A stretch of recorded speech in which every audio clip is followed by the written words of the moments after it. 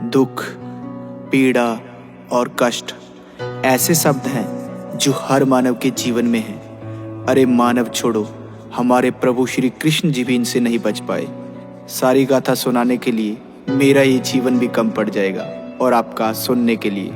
तो इस गीत के माध्यम से मैं तुम्हें कृष्णा जी के जीवन में आए कुछ कष्टों से अवगत कराता हूँ, जिनको सुन के तुम कहोगे, अरे हमारे कष्ट तो इनके आगे कुछ भी नहीं है, कुछ भी नहीं है।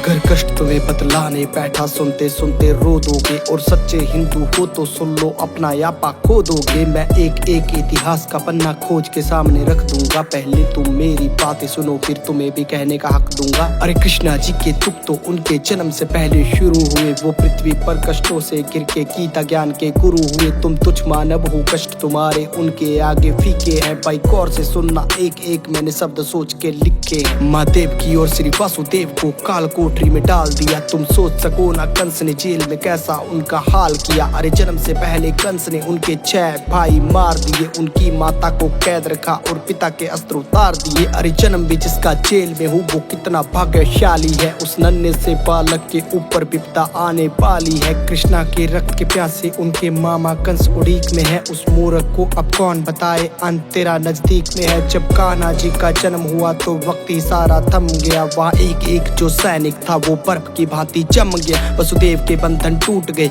वो सच थे गोकुल जाने को। उनकी माता के पास समय ना एक भी आंसू बहाने को। माता कान्हा को पास में रखती, कंस के हाथों मर जाते। पर गोकुल छोड़ के आने के लिए पिता के हाथ भी डर जाते। पर उनको मन समझाना पड़ा, कृष्णा को छोड़ के आना पड़ा। अभी जी भर के माँ देख न पाई, पुत्र को दूर ले जाना पड़ा। कान्हा को मरवाने के लिए माया जाल बिछाया था। कभी पूतना थी आई तो कभी बकासुर भी आया था।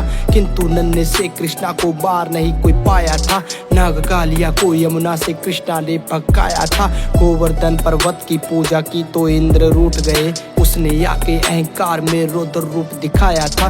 मूसलाधार वर्षा करके सब पे कहर बिठाया था।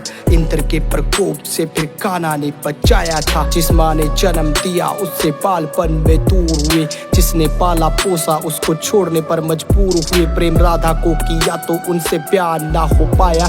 प्रभु के मन में जो था कोई भी समझ न पाया। 14 साल कैद में थे, माता पिता को छुड़ाया। और रोते रोते उनको अपने गले से लगाया। सुदामा मिलने उनको आया, द्वारपालों ने भगाया। उसने खुद को श्री कृष्णा जी का मित्र बताया। सब हंसने लगे उन पे और मजाक भी उड़ाया। कान्हा दौड़े आए, उनको अपने गले से लगाया। और परम मित्र होने का प्रमाण भी दिखाया। उनके चरणों को खुद धोया, उनके पैरों को दबाया। अपने हाथों से सुदामा जी को भोजन भी कराया। उनकी टूटी फूटी झोपड़ी को महल बनाया। उनकी टूटी फूटी झोपड़ी को महल बनाया।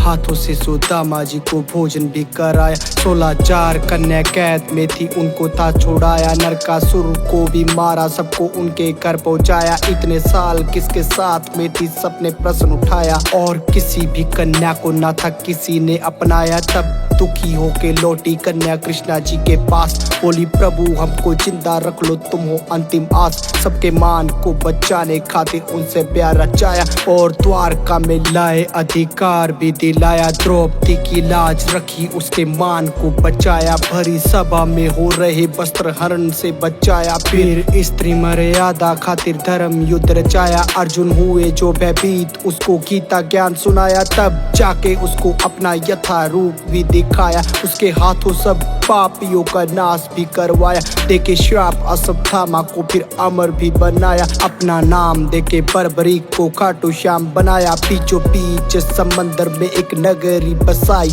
बड़े प्यार से बनाई और द्वारका कहलाई। किया कौरवों का नाश, मिला गांधारी से श्राप। उनके श्राप से ही नगरी जाके सागर में समाई। अपनी आंखों से ही होते देखा वंश अपने का नाश। पर चेहरे से ना कृष्णा लागे थोड़े से उदास। जाके जंगल में बैठे सोने लगे, वृक्ष के नीचे दिखे हिरण की भांति खड़ा शिकारी। दूर पीछे उन्हें कर्म करना आता था और धर्म को अपनाया।